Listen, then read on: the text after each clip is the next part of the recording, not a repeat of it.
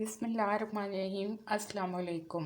आज बनाएंगे हम चिप्स, वो भी एक नए अंदाज में और वो भी हम फ्लावर शेप में।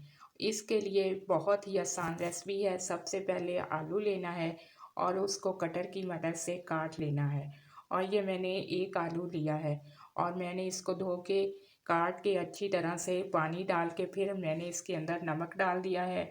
और पानी तकरीबन इतना इसके अंदर शामिल करना है कि ये पानी के अंदर अच्छी तरह से ये डिप हो जाए।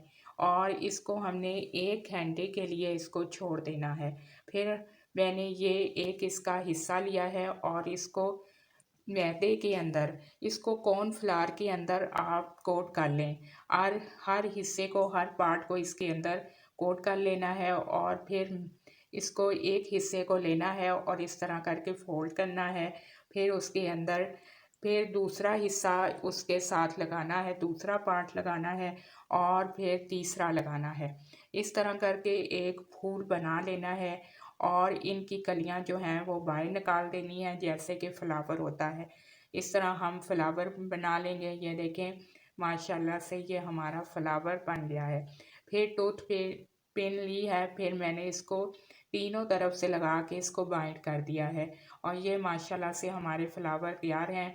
और फिर मैंने इसको तेल के अंदर फ्राई किया है, जो कि बहुत ही कम टाइम में फ्राई हो गए हैं।